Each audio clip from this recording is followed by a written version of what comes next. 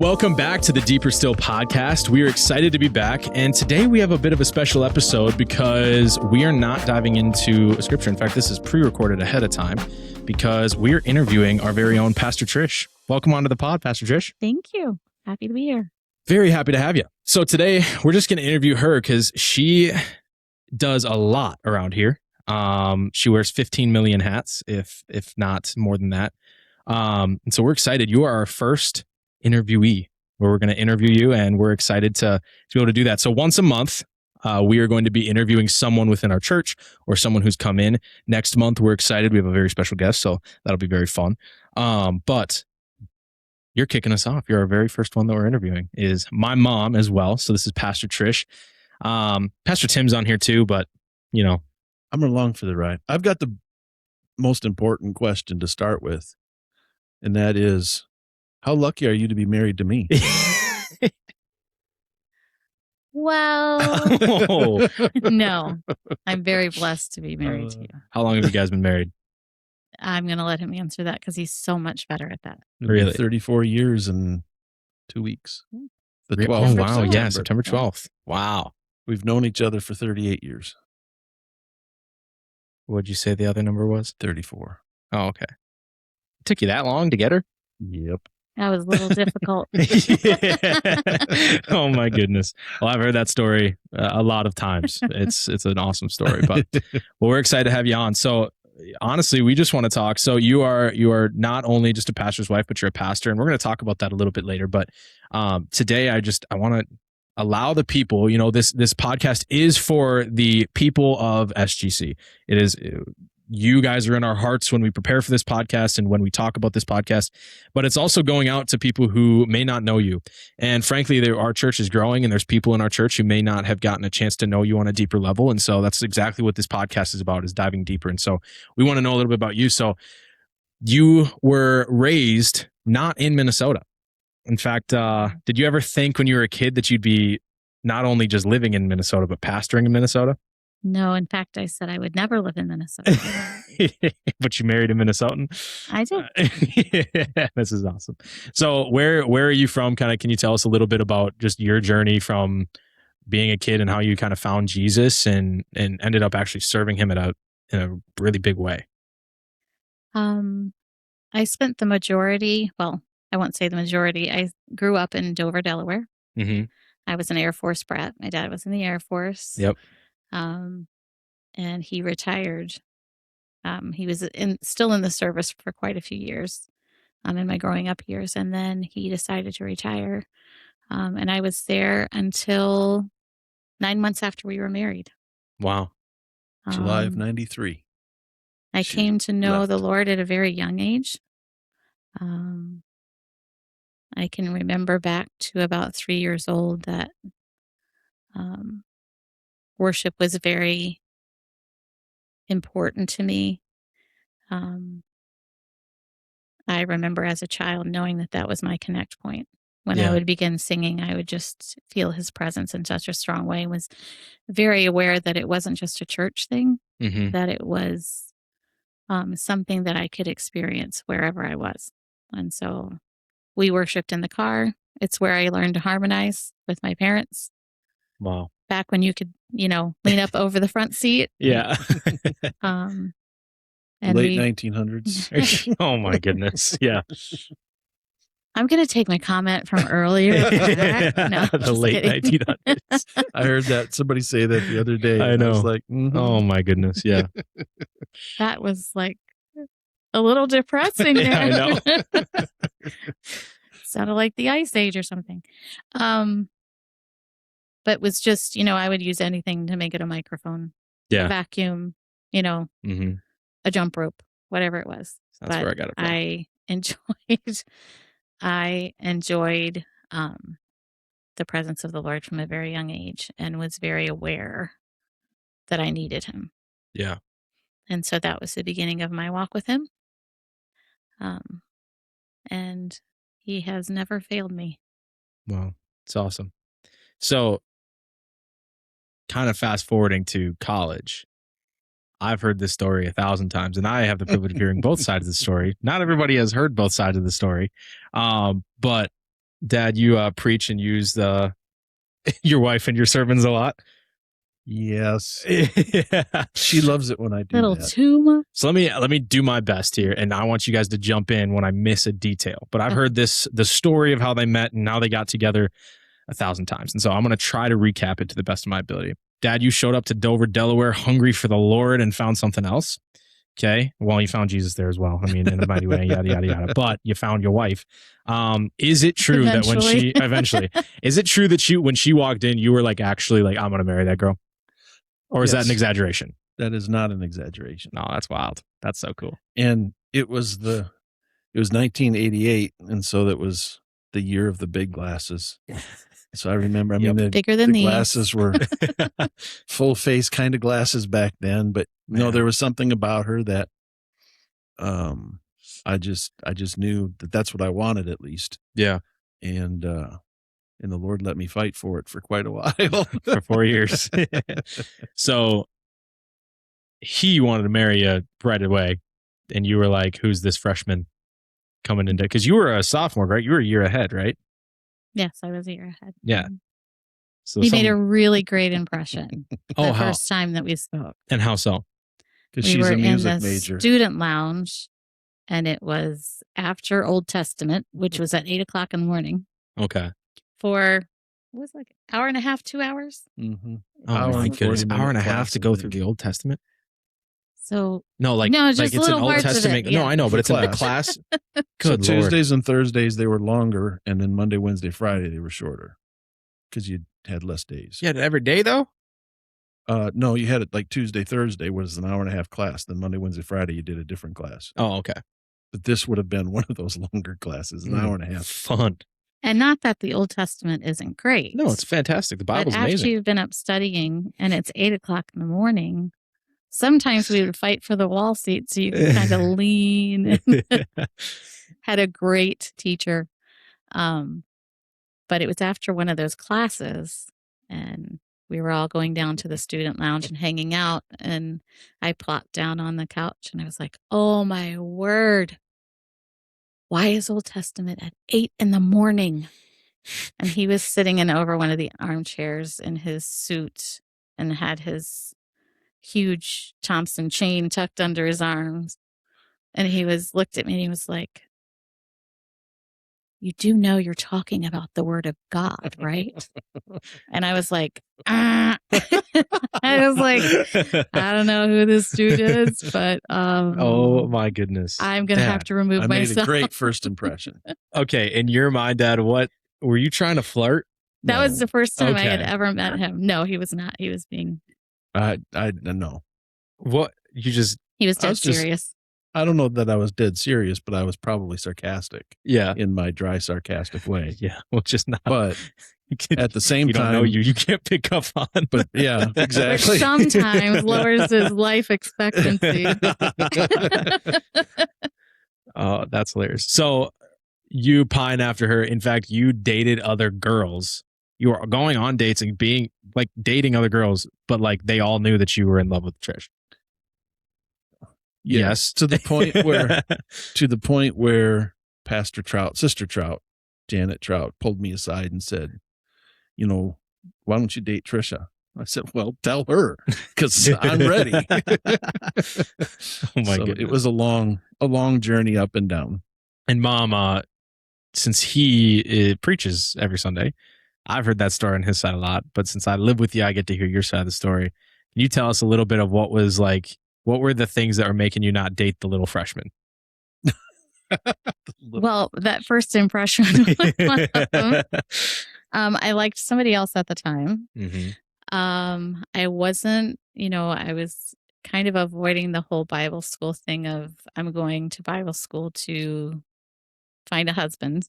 Yeah. I struggled in committing to Bible college because I really wanted to go to a secular school and get a degree, but I wasn't finding peace in either place. I was really struggling with that. And so I can remember being up. Our pastors graciously gave me up to a week before school. Wow. Because they just knew that I had to figure that out. And I think they understood what they had put into me for so many years too and trusted that. But Yeah.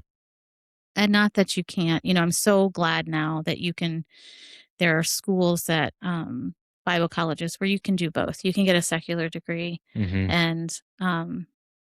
and get your degree from the Bible college at the same time. It's come so far.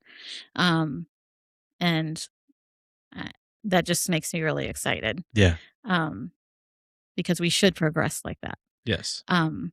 But once I committed, it was more really about, for me, learning who I was. Mm-hmm. I was very sure of my principles, what mattered to me, but I just needed to grow as a person and needed to kind of come out of my shell. Yeah. And so that was a good environment for me to do that. But I think one of the biggest things we both had a huge burden for youth. Yeah. And so when he became the youth pastor, I was like, I'll bring the games, I'll help with food, I'll do anything. This was her home church. Yeah. My home So church. they had not had a youth ministry while she was a young person. Mm-hmm. And so when the Trouts hired me to be the youth pastor, when I was the little freshman, she was excited that the church was going in that direction to have a youth ministry. And so it was more about that than about serving with Tim. But I had also had a chance to realize that he wasn't so stuffy and he could actually laugh. Yeah. Yeah.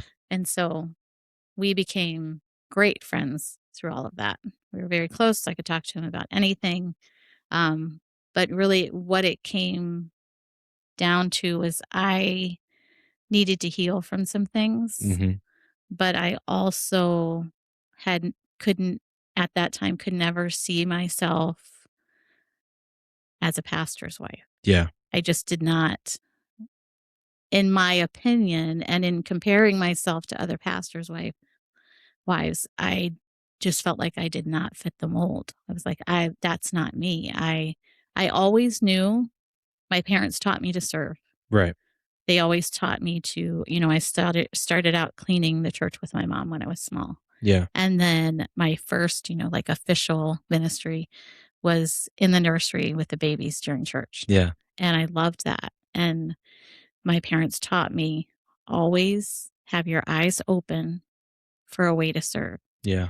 And, some things will last a certain period of time and then the Lord will open another door. Just keep moving as he directs you. And so that was just a part of who they formed me to be. But when it came to this, I will share this because I feel like people need to understand it. Mm-hmm. I remember I was having a little pity party. I think I was about 14.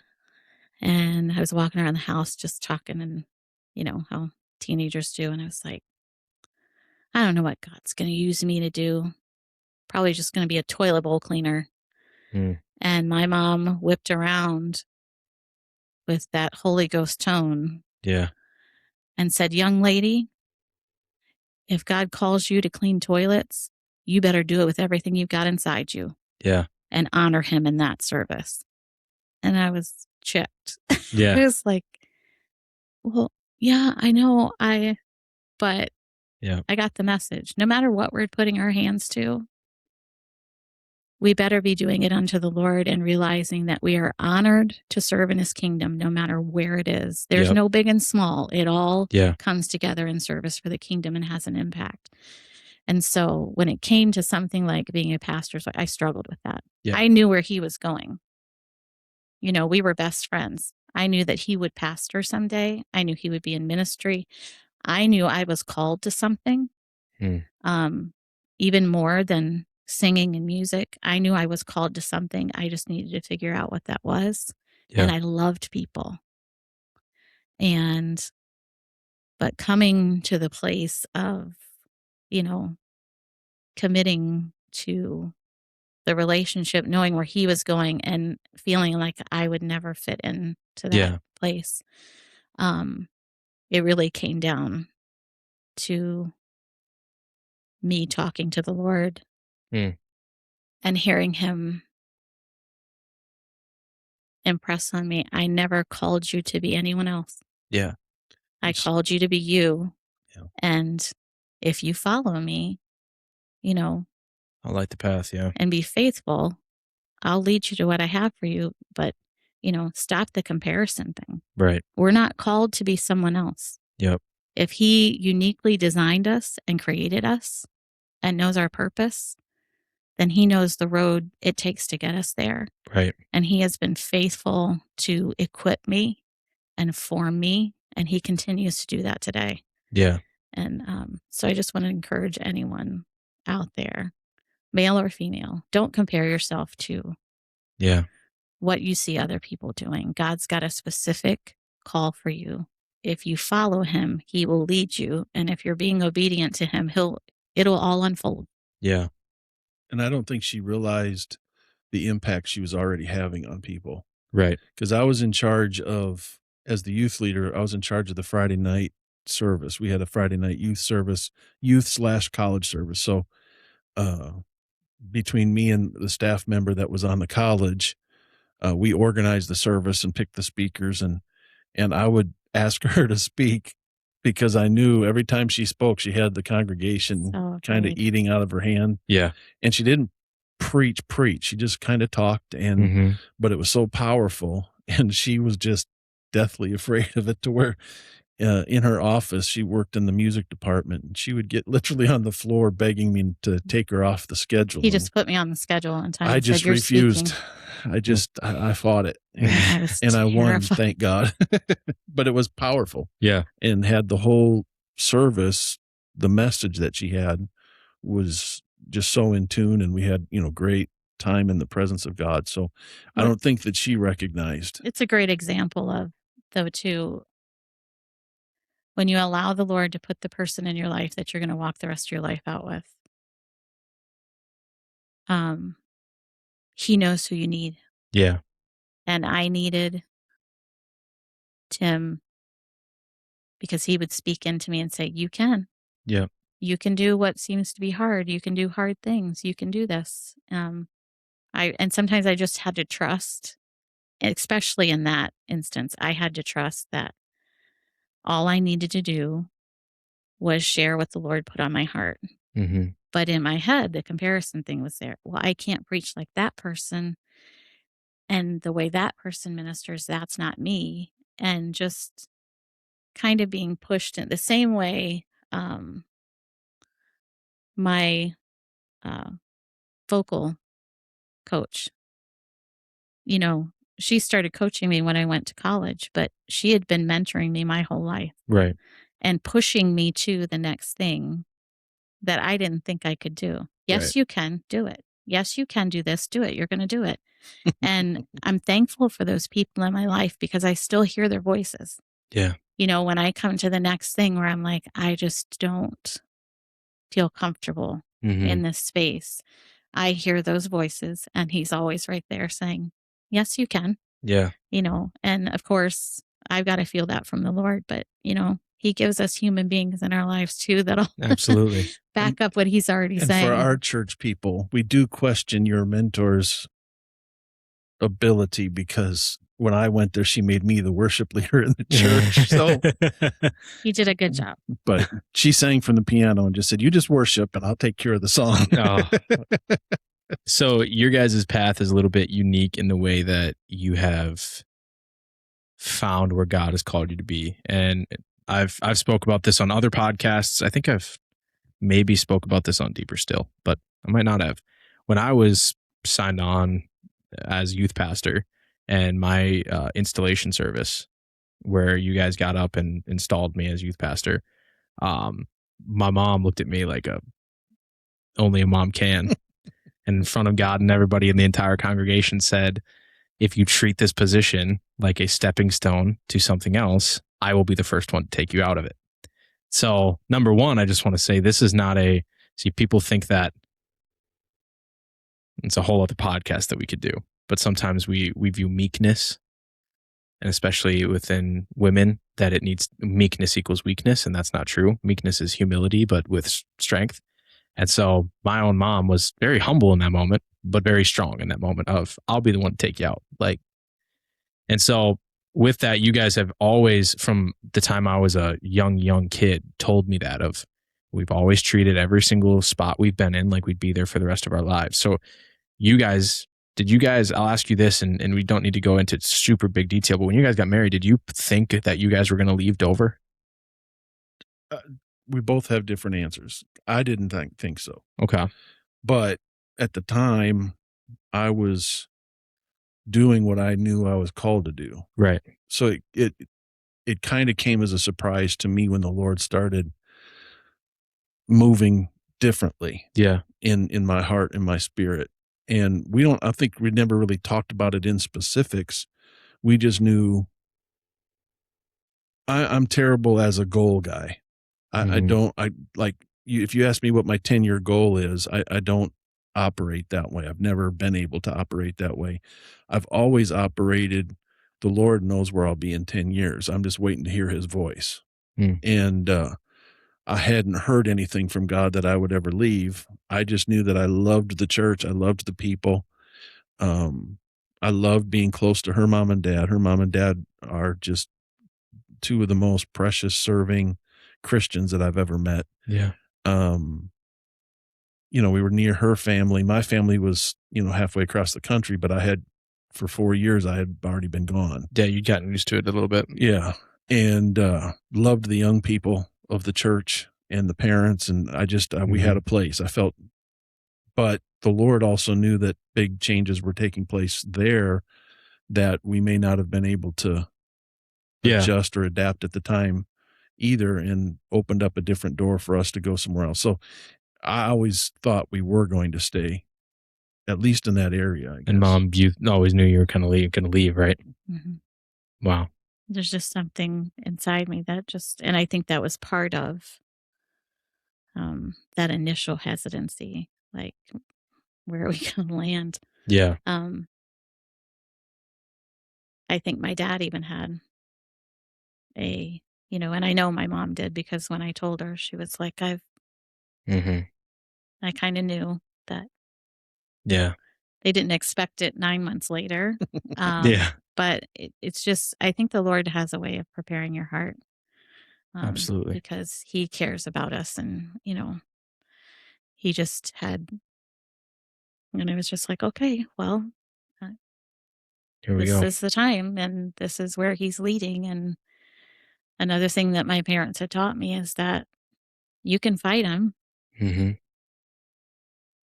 but that's going to be a hard road. And so submitting your will to his, even if it's not all, rainbows and butterflies, it is an easier path than if we try to go on our own. Yeah. Always. And because he provides for what he calls you to. Right. I think in the way you're asking the question, I think I look at it this way.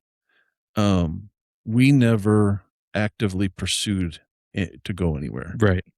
When Kansas City dropped in our lap, and that was really even for me to go to Dover. Things just had to work out the right way and drop in front of me to follow the Lord. And then when we went to Kansas City, it was just, to a certain extent, it was out of the blue. Now the invitation is there. And then I was always taught you just keep going through the door until the door shuts. Yep. Okay. And so all the years we were in Kansas City, we never looked to go anywhere else. Yep. And then when this opportunity was kind of right in our face and we felt, okay, this is an open door that we need to take. And still today, we just walked through the door that's open and trust that God closes the doors that need to be closed and opens the ones that need to be opened. That's good. How long did you guys, so then you guys moved to Kansas City. How long did you guys pastor there? 16 years. 16 years. So 9 years as youth leaders and 7 years as administrative pastor. Okay. And even with that, something that I want to touch on that I think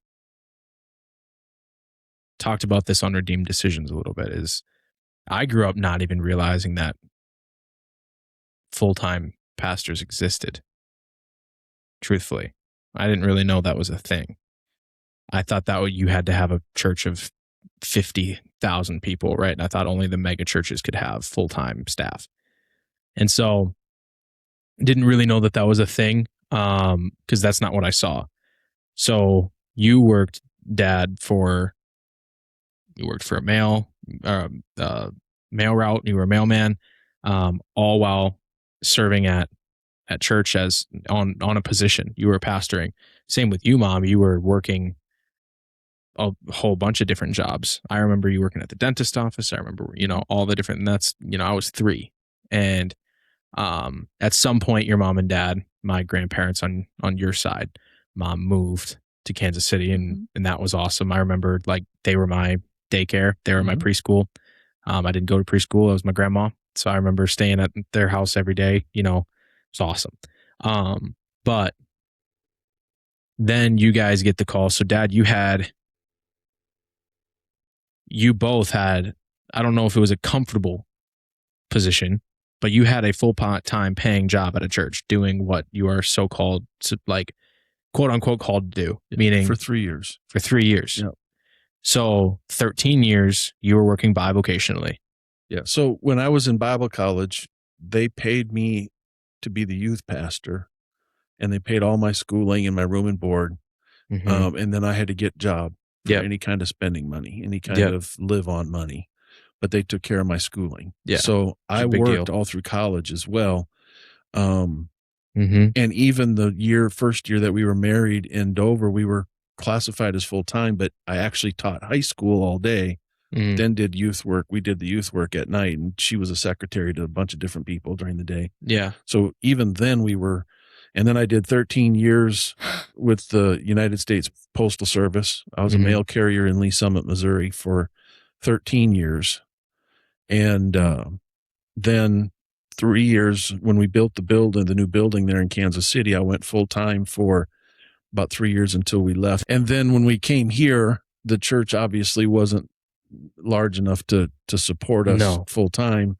And so I worked another 13 years in the laundry business. So all the while, Mom, you've been, when you were in Kansas City, you were being a mom, you were working a full-time job as well as supporting and being a full-time. I mean, even then you treated your role at church as a second job, correct?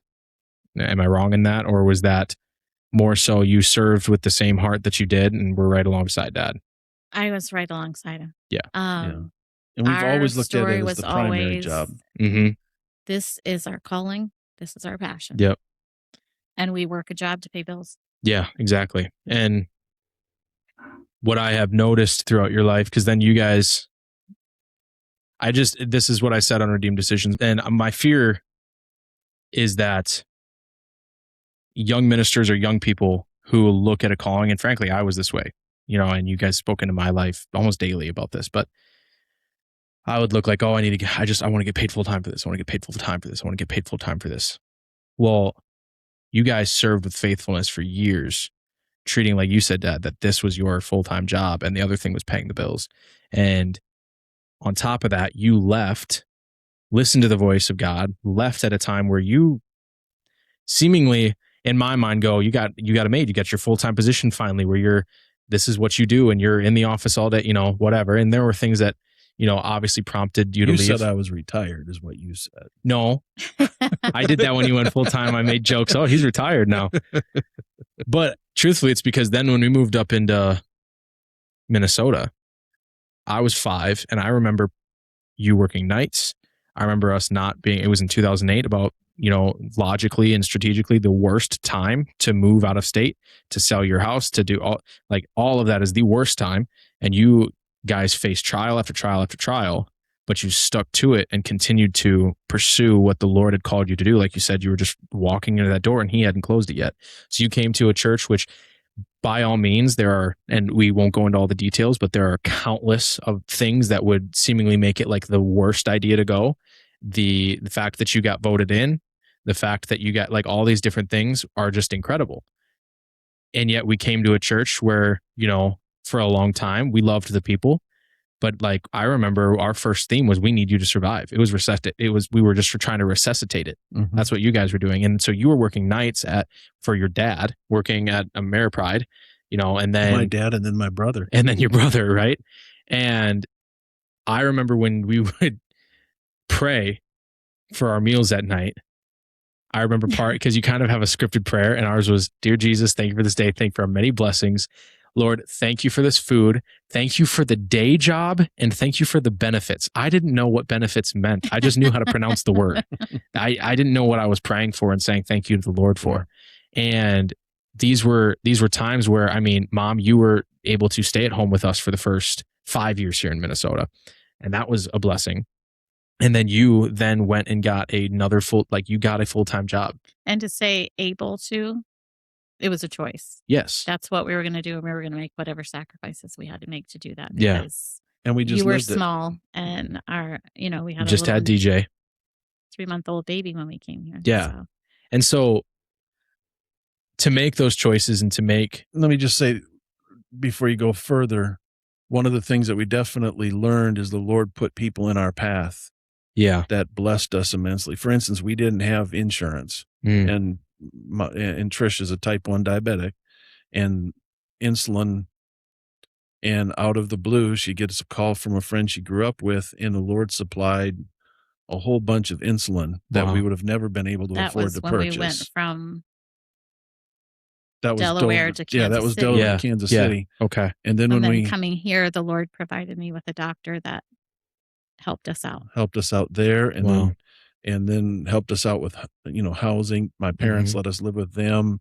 We were blessed to have good housing, safe housing, until we could actually afford our own type of what we wanted to do for housing. And even then, that was a blessing. So you could just see that the Lord just kind of put everything into. Well, each step, and I've been young while going through, but I remember, I mean, when we moved into our home now, I was 10 or 11. I was going into middle school when we moved into our home. And I remember I was like, oh my gosh, we have a backyard. Oh my gosh, we have our own rooms. Oh my gosh, there were so many blessings that came that were given from the Lord. That was also because at that time you went back to work and you started to work again. And now we're looking back, and it's been 13 years since you started to work again. And I just want to stress this, because where I get my heart, and I'm still very much growing in this, but where I get my heart I tell people this, that I work at SGC. I tell people that. I said, I'm a youth pastor and I work at SGC. And some people will look at me and they'll be like, oh, and then I'll, if they ask, not many do, but if they ask, I'm like, no, I'm an unpaid employee.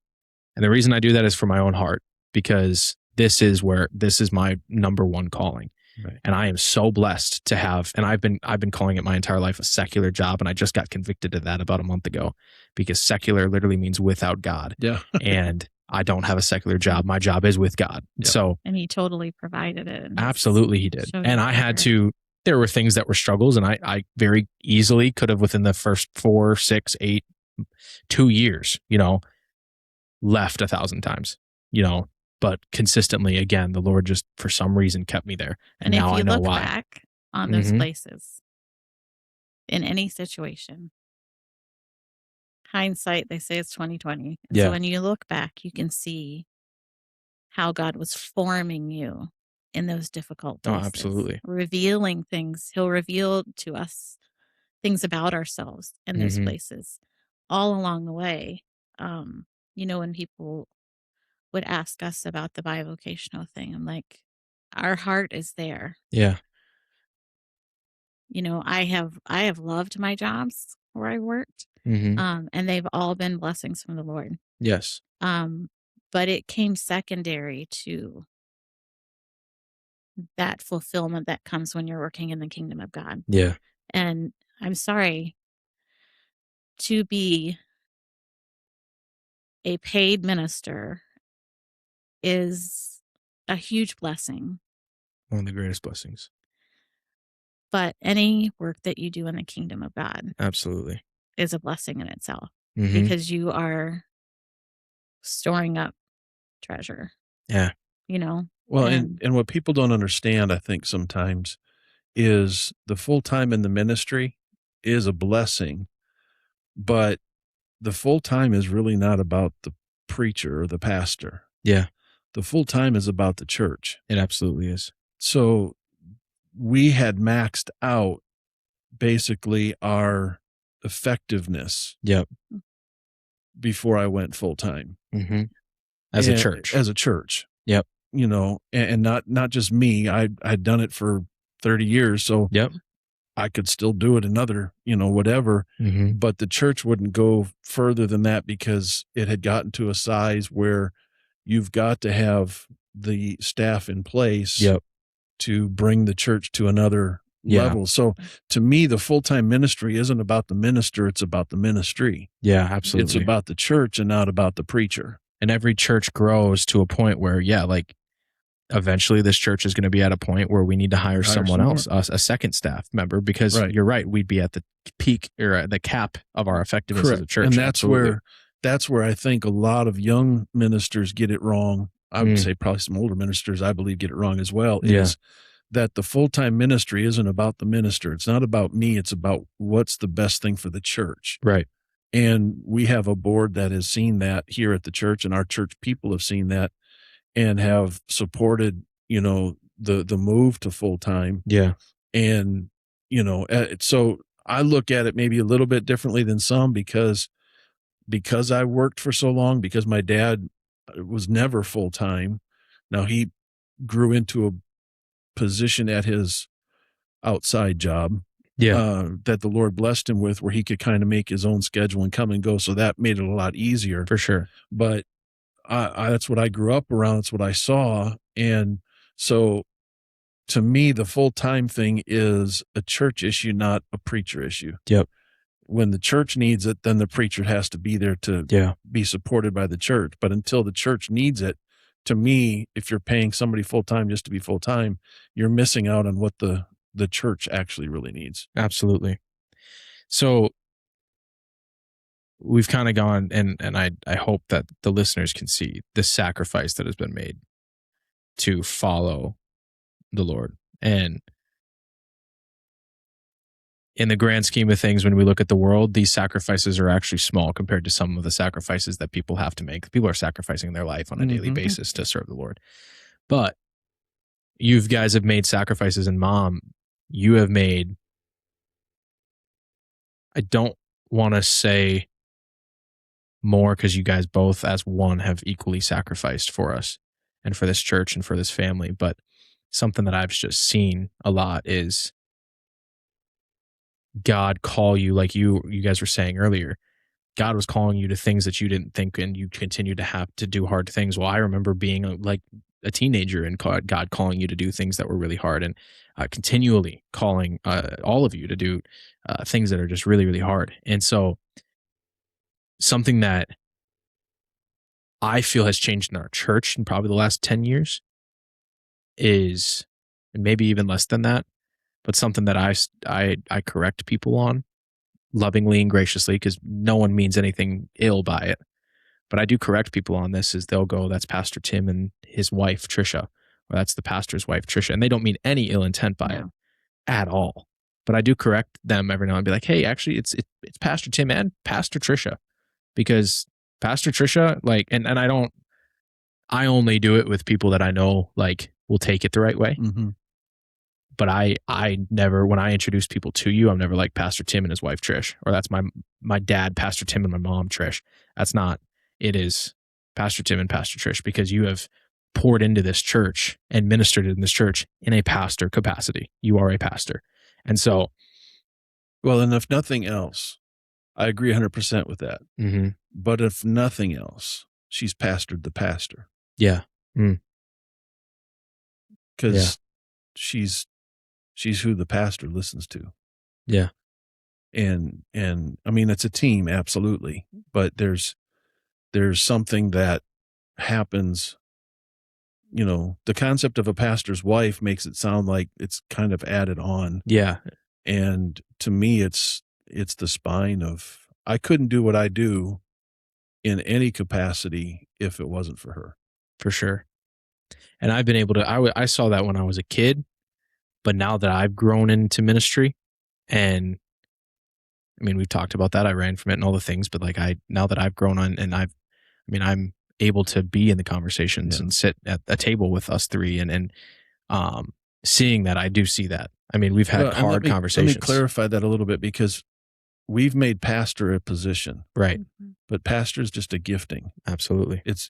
Christ gave it to the church in Ephesians 4. Yeah. So see, we did go to scripture. Come on. And pastoring is a gift, and her gift of pastoring is at a much higher level than my gift of pastoring. Yeah.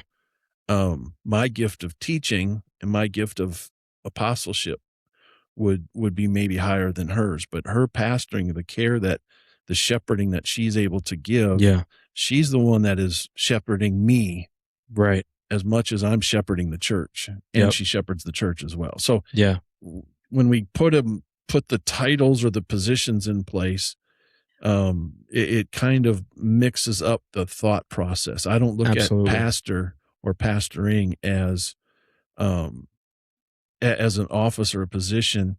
We say it's a fivefold ministry, or it's a fivefold offices. Well, they're not offices, they're giftings. Yep. There's the gift of the apostle, the gift of the prophet, the gift of the teacher, the gift of the pastor, the gift of the evangelist. And those are giftings that everybody has part of it, that those gifts are what Christ gave to the church to make the church function. And so that's kind of where I'm coming from when I say that she's pastor, because she cares, she shepherds. Yes. She ministers. Well, and you do so much that people see and people don't see. And I've tried to think in my head of to list off the roles that you may hold or play, and it's impossible. And so that is also a sign of someone who has that gift of pastoring, is they care about each and every ministry. And to name a few, though, you lead our worship team. You're our worship pastor. You lead our women's ministries. You lead, you do so much behind the scenes that people don't see. You are in every like you said, you're a team, and our pastor just said you pastored the pastor. Like, you're in all the conversations. And so with that, that's why that honor should be placed on you, because you have sacrificed and put in countless hours of work after already working 8-hour stressful days. Like, your job also isn't it's not like just a clock in, clock out easy job. You clock in and clock out, but while you're there, you are working very, very, very, very, very hard and using your brain. I get the privilege of working at the same company that you do. And so I see, my end of the company was my mom. So, but I have such the privilege of not only getting to work with you at our day job, but also getting to work under you as my pastors and be able to just do this thing with you guys. And so with that, we're getting to the main crux of what we wanted to talk to you about already right now, but what is that like? Leading a family, having a full-time job outside of the church, treating what you do for the Lord and who you serve in ministry as your main job, doing all these things. How does that balance? What has that been like? What has that kind of journey been like of balancing both full-time work outside of the church and balancing everything that you do at the church? I think when we get into making a list of all the things that we do and we focus on that, and you can get in a headspace that's not healthy, and that's anyone. Mm-hmm. Anyone serving in the kingdom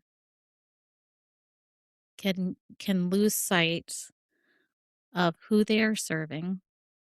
Yep. Ultimately, you've got to be serving the Lord first. Yep. And he just takes care of it. Right. But when you lose sight of that, or you don't go to him when you're tired, or maybe someone makes you feel unappreciated. Mm. If you don't take that to him, and recenter real quick, you're going to get so lost in it and become discouraged and bitter. There is nothing that we can do for the kingdom Yep. that does not come from him. Yeah. There is no sacrifice that we could make that can be greater than the sacrifice that he has already made. Yep. And so you just got to get your heart and your spirit and your mind in the right place and allow him when he checks you. Yep. Because for our good, he will check us Yep. and say, hey, he provides everything for the road that you're taking. Yep. Sometimes we don't think it's a blessing when the Lord corrects us. It is, because he loves us and he sees what we need and he sees his heart for us and is trying to prepare us along the way. And so my job is a blessing. We were acquired in 22. My job before that was a huge blessing. Yep. My boss was a huge blessing to me in so many ways. He was just kind of like a father figure, and was there when I lost my dad. And then, when my mom, your grandmother, got sick, it was just a few months before we were acquired. And the leadership in that company was there and allowed me to go and take care of her. And I just believe that God just lines things up. It doesn't mean that any of those processes were easy. It was change at a time when there was so much going on. I didn't know whether I was coming or going. But God just kept putting it in place. Even while I felt like I was falling apart, God was putting the provision in place, and he still does that to this day. So I don't consider my job any less kingdom work than I do when I'm here at church. That's good. Or outside of here ministering to people. My life is his. It always has been and will always be his. And so where he leads, I follow. And he's really talking to our church and is really talking to me about the power of quick obedience and quick surrender. Yeah. And, I have shared with the church lately, he will come as near as you allow him to. And he will communicate as closely as you will allow him to. And when you allow that kind of communication, it's, when we begin to obey quickly, he begins to speak quickly. Yeah. Because he knows we're going to hear and obey. And so it's just been a really beautiful time in my relationship with him, because that process has brought me so much closer to him. Yeah. And there's something very meaningful in that. I don't know what it's about, but I know it has great impact. And so it's important to get our head straight about what we're doing. Right. If we have a job, we're blessed. Yeah. If we are able to work in the kingdom, no matter what we're doing, we are blessed. Yeah.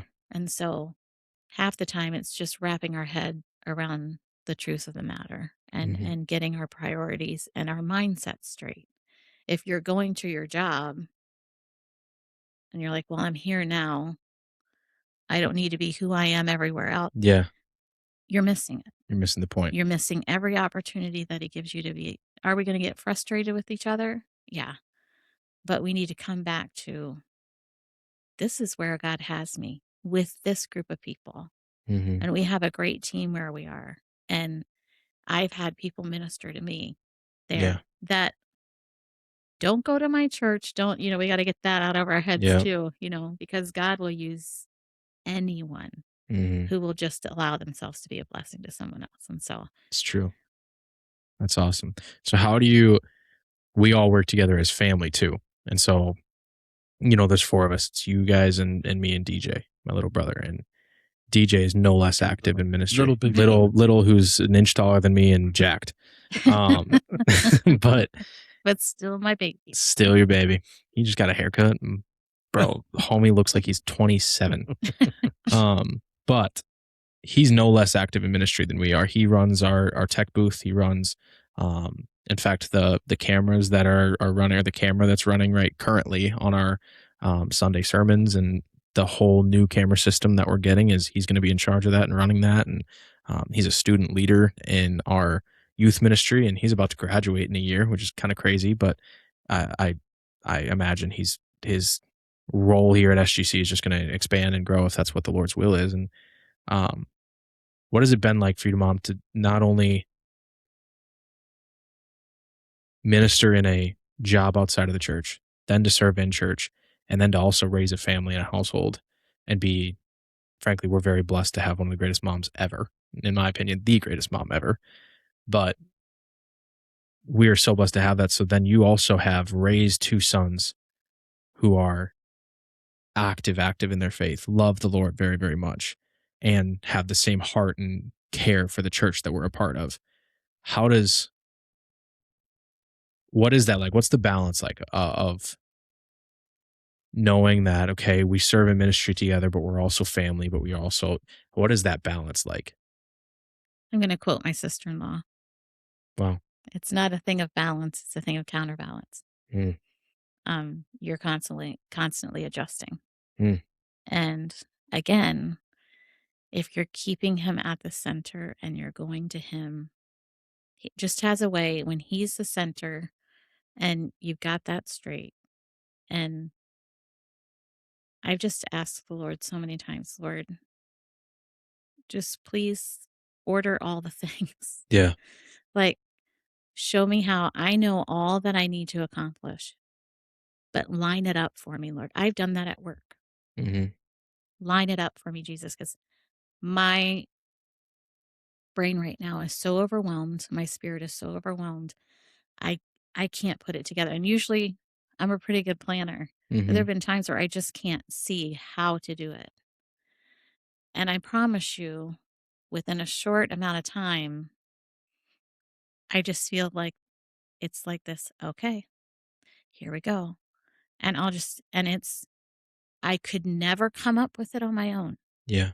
But because I asked and I put him and kept him center, he lines it up Wow. and has helped me to understand his order of things. It is a challenge Yeah. because when we leave this building, we do not leave the people. The people go with us. They are in Yep. our hearts. Yeah. We love this church. We love this community. I can feel the weight right now Mm-hmm. of everything that the Lord's wanting to do. And I could get ahead of myself and think about how are we going to do that? Where's the time going to, where's the finance going to come from? Yeah. Where's the this, the that? We can get all caught up in that. We don't have to figure that out. Mm. The only thing we need to do is be obedient to the next step he puts in front of us. Yeah. He's already got the order. We get so tripped up in needing to know the plan.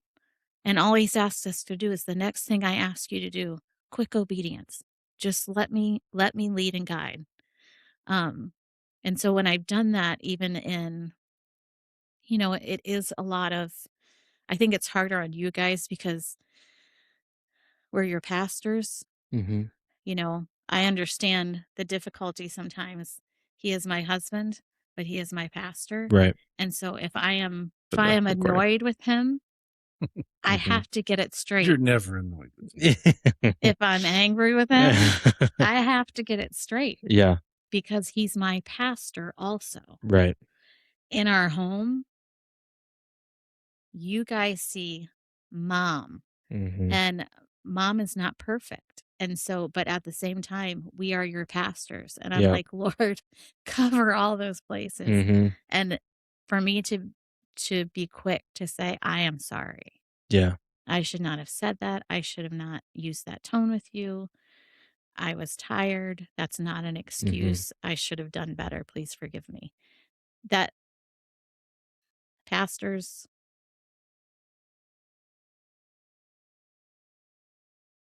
they're our first, God is our first priority, Mm-hmm. and then your family. And so you're not going to be perfect, No. but when you're not, apologize and try to do better. It's important to say the words.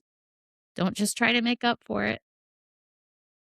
Say the words, I am sorry and I'm going to do better. Yeah. That's so important for relationships because so many times people will just try to do something special Yeah. after behaving badly, and that just sets a wrong tone. So You guys have been so amazing at when there are moments where you guys have not been perfect, you guys have always apologized to us. And it's all in every moment, like coming from the kid's perspective, every moment you go, because every kid has that moment in their life where they realize their parents aren't perfect, that they can make mistakes or they may be wrong about something or can't do something, and when that happens, that usually it's in your teenage years, and then you start to think that you know everything and it's dumb and you're naive about it. But then what that really is you're trying to counteract the weight of like, oh, well, I saw my mom trip up one time and not do something correct. So now, especially if no one apologized, if you never apologize to your kid for messing up and realizing that you mess up, then that kid throws the baby out with the bathwater and goes, well, they messed out that one time. So 100% of what they say could be wrong. So I'm going to do whatever I want. And because I think I know what's right.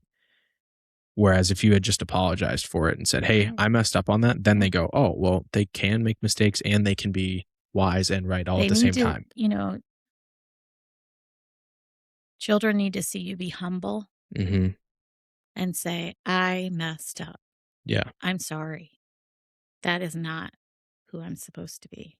And I think for you, it's a challenge too, because there are times when we're talking and I will say, I am not talking to you as your mom right now. I am talking to you as one of your pastors because I feel like I need Or to make vice the versa. clarification. Yeah. Well, and because I was just about to say that is this isn't just on a year end.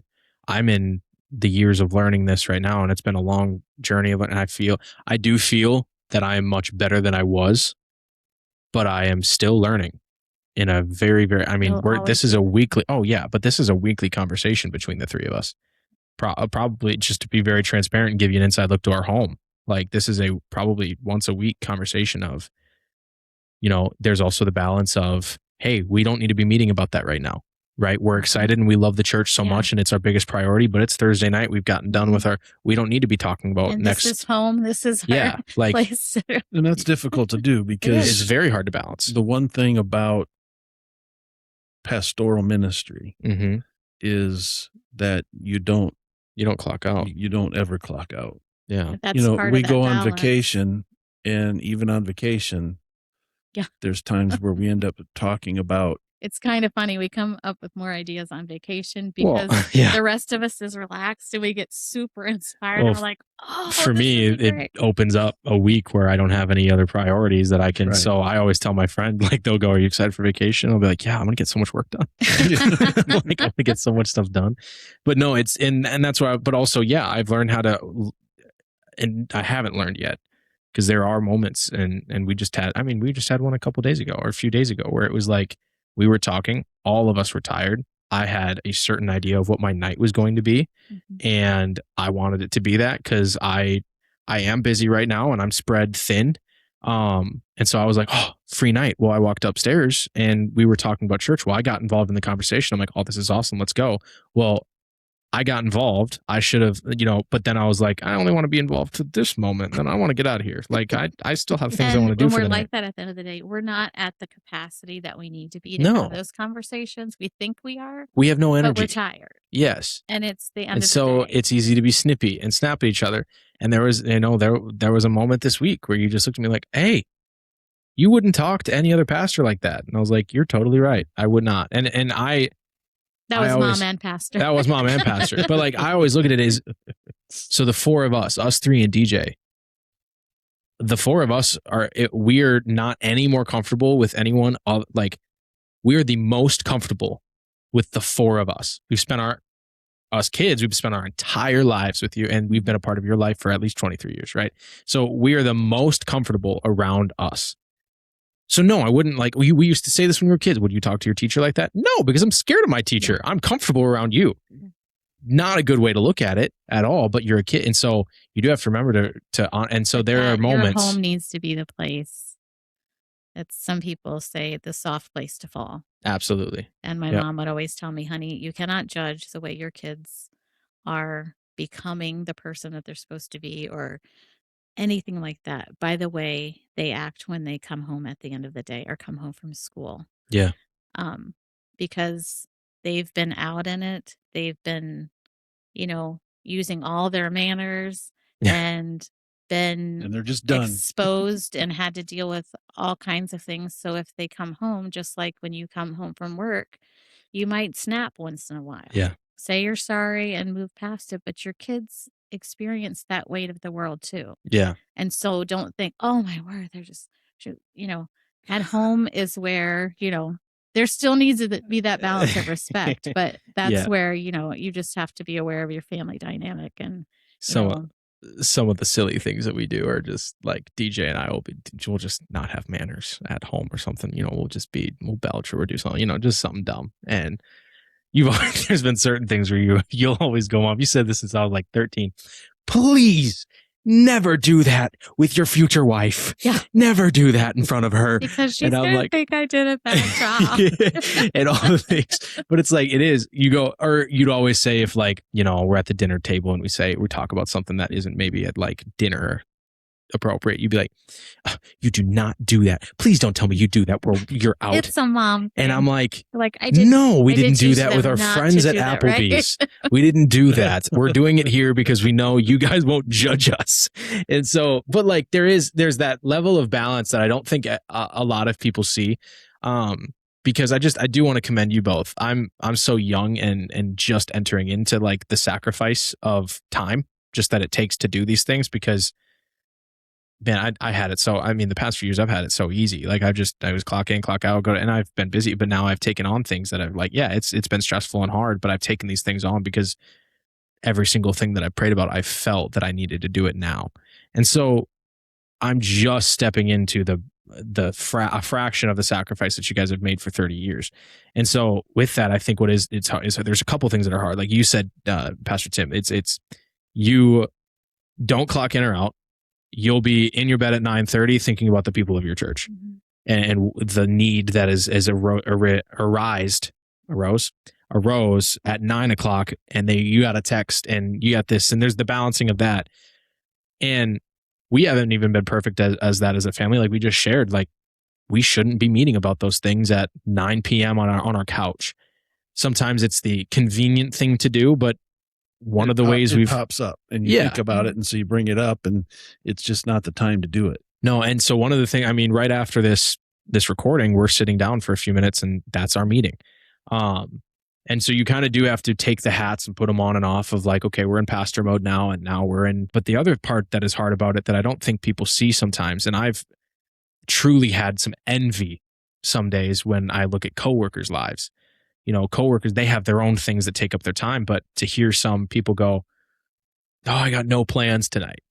I got a free night Monday through Friday. My busy time is 8 to 5 at my job. And then it's whatever. And not to say that there's not things that fill their time as well, but a free night for you guys, or free night for someone who is working bivocationally and truly giving it their all as you have.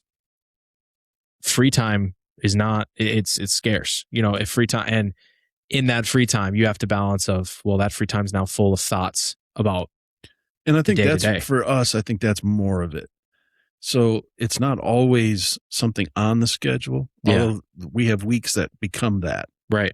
But it's, even if you're sitting at watching a movie or whatever, I watch sports, she doesn't, but if we're watching a Wolves game or a Wild game, even while you're sitting there doing that, you've got a laundry list of things about the ministry, about the church, about the family, and that, so it's like you're never really unplugged, even though you try to. Yeah. And then with her, I'm trying to keep up the conversation, because she's the type of person that will pull 15 conversations from 15 different areas, rolling. And expect me to figure out which one we're talking about at that moment. And for me to be careful too, because when I think of someone, or if the Lord puts someone on my heart, that I'm pretty sure he's like, I didn't intend for you to like interrupt what he was doing to share that with him. I was giving that to you. But when I feel that, I'll start a conversation. And I've had to check myself, like, read the room. Because I'm mentally maybe trying to not have any of those kind of Yes. Yeah, conversations. yeah. Does Yep. he look like he is needing to talk right now? So Does he interesting. look like Yeah. he has the capacity for one more thing? Then you just pray about it and you keep it right here, and you don't always have to share. Um, But and that's so part of the it's just 38-year journey with us too. Mm-hmm. We've Takes time. learned that over the years, and it's a give and take Yeah. throughout the whole. and he's had to be aware of when, because I can overrun my capacity Yep.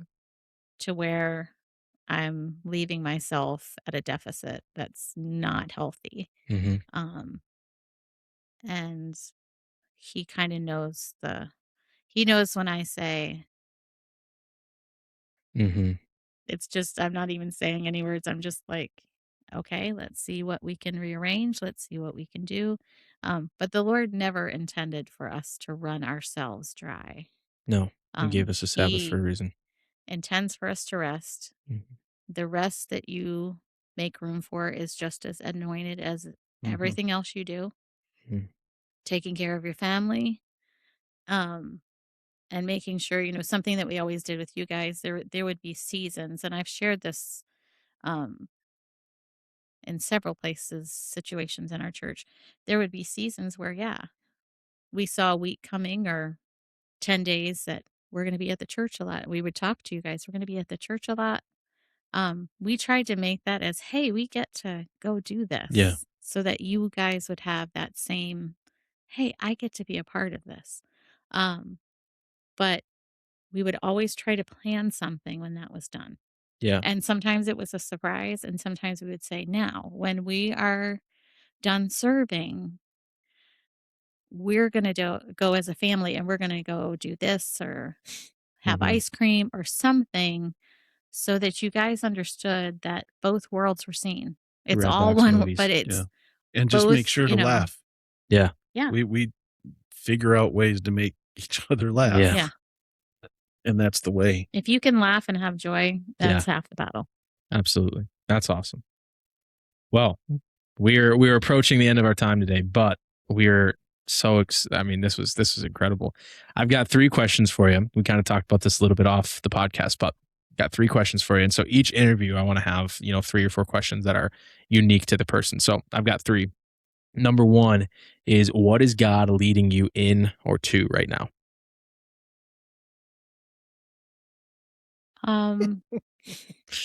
I know I'm in a season of transition. Hmm. In a couple of different areas, but I'm going to let him reveal that. Yeah. He gives me enough information to not overwhelm me. I love the way he leads me because he knows my frame. He knows my Yeah. capacity. He's taught me not to ask a lot of questions, to just follow what I sense from him Yeah. and let him. Can I encourage you just to let wherever you are, whatever you're wanting to happen, whatever you're unsure about that may happen, just follow him and let him lead. Because we get worked up about things that we have no business being worked up about because he's in charge. I'm just following the next step. My heart to get out into the community is really big. Mm. And I feel like it's just something that can I lead that endeavor? No. Can I be a part of that endeavor? Absolutely. Yeah. Because I'm already in other areas, and there is someone who Mhm. has a heart for that. Then the Lord's going to reveal all that. He's got all that. I don't have to. He's going to Yep. put it all in place. But I just and you'll start thinking about it, praying about something, and then the gentleman that you met with, and he was like, "This is what we're doing," and Yeah. was so exciting to me. And just seeing the church grow, just I just want to minister wherever he gives me opportunity to minister and wherever I am, It's awesome. and be able to hear him clearly. It's amazing. Second question is, what's a piece of wisdom you would give to a mom who is wanting to raise their family strong in their faith? It starts at home first. Mm. There's a misconception that your family will come to know the Lord only within the walls of a church. Faithfulness to a church is Yeah. key. Yep. What we do not, there's a saying, and I'm probably going to completely wreck it, but what we do not hold as important today Mm-hmm. won't even be on the table for the next generation. It's true. Yeah. If it's not something vital today, it will not even be noticeable for them. It will be nowhere in their mind or their heart. And Yeah. so having your family in church, making it not, come on, we got to get ready, we got to Yeah. go to church. Making the body of Christ part of that. We get to go be with our church family. Mm-hmm. You know, the way we present things and the way we feel about it and the importance that we put on it has It's an key. effect on our kids. And so if you're wanting your kids to know the Lord, yes, you need to come to church and you need to be faithful. Mm-hmm. You need to help them find opportunities. I'm super excited because our young people are serving on Sundays now. We don't have a Sunday school class for them. They are actively serving in so many ministries. Yeah. So important because it sets a direction. Mm-hmm. But even asking smaller children to help with things and see the light come on. I can do something for the Lord too. I can do something at church. Right. And it can be helping do something small, something within their It capacity. was fun last week to watch one of the young ladies of our church. I'm not sure how old she is actually, 9 or 10, 8, 9, 7, 8, 8. 9, and was in mopping the Mhm. Sunday school wing and mopping the front with Yeah. because her dad and her aunt and uncle Yeah. were on the cleaning team for that week. So she Yeah. was here mopping, and it We was don't awesome. realize It's awesome. It's the sending a seed great that's message. Yeah. being planted there, and to do it with joy Yeah. They're excited and about to it. be an example of serving the Lord with joy. That starts at home. It's amazing. That starts with the atmosphere you set, what you focus on. Mm-hmm. Read the Bible. There are so many resources to get the Bible into your kids' hands. Yeah. These days, we have no excuse. And having, God conversations. Yep. Pray with your kids before they go to school. Pray a covering over them. Walk good. into their rooms and pray in their rooms. Anoint the doorways of your house. That's something that has been lost. Yep. And thought of as, oh yeah, whatever, that's a little Over out spiritual. there. Yeah. I'm like, you don't think anything of investing in other things in your home. Mm-hmm. Make it a place where the Lord knows, yeah, I'm welcome here. Yeah. Yeah, you want me in your home. Entertain the presence of the Lord. Yeah. And it, don't rely on 2 hours on a Wednesday or however long you're at church on a Sunday to do that work. He's called you to those kids first. Yep. And so lead them, reach out for resources. There should always be someone above you willing to help lead you. That's awesome. One And of then the you in things, turn. one of the things that your mom has been wondering is consistency, Mm-hmm. faithfulness. I think the more a mom and a dad can be faithful in front of their kids, Yeah. not acting like a crazy person on Monday and then trying to be spiritual on Sunday. No. That doesn't fly with kids. There's a desire to be consistent throughout the week, month, year, No, and something I've seen in my parents, and so I do want to say this to the parents coming from the child's perspective. I'm their child. Is when I was a kid, and even now, I didn't see a different mom on Monday morning than I did on Sunday morning.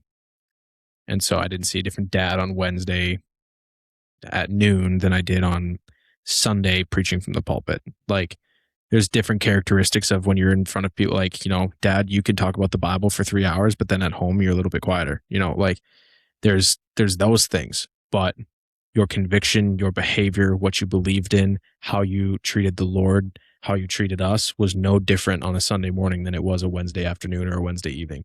It's a completely, And you we were got the that same from our every day. parents. Yeah. Right. Both sets of your grandparents. Exactly. So if you can be that, you see true faithfulness. The danger I feel, especially now that I'm in, student ministry, is often kids will see a parent who acts one way in front of their church friends and their church crowd, but then goes the complete opposite the next day. And that speaks fake. So don't be fake. It's awesome. It does. It's just detrimental. It is. To them. I'll share a quick story. I was growing up, I was in church. Mm-hmm. And, it's okay to make that not a choice. Yeah. Our family is going to be in the house of the Lord when the doors are open. No matter and there's what. times of sickness and whatever. But I remember I graduated high school and it was summertime. And I got up and I just didn't, and I was in that battle of decision. What am I going to do? All of that pressure. Yeah. Where am I going to go to school? What am I going to do? Who am I going to disappoint? And I walked out on a Sunday morning and I said, Dad, and I was expecting a certain answer. And I said, Dad, I just don't feel like going to church today. So I think I'm just going to stay home. I was expecting him to say, kind of counting on him to say, young lady, you're still living under my roof. You're going to church. Mm-hmm. And he looked at me and he said, baby girl, you're 18 years old now. And so that's going to have to be your choice. You're going to have to weigh that one out. So if you're going to stay home, that's going to be your choice. Mm. I said, okay. And I walked back to my bedroom and just felt the Lord's presence like, yeah, no, you're not. Mm-hmm. Get yourself ready. And I got ready and I walked out and didn't say a word, just went out and got in my car and drove to church. And I she's think been doing it for 40 years. Yeah. Yeah. It's just never,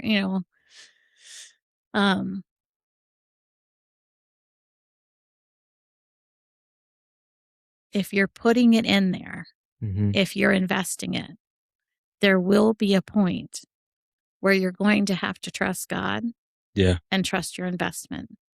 And I don't think there was an easy answer for my dad. Mm-mm.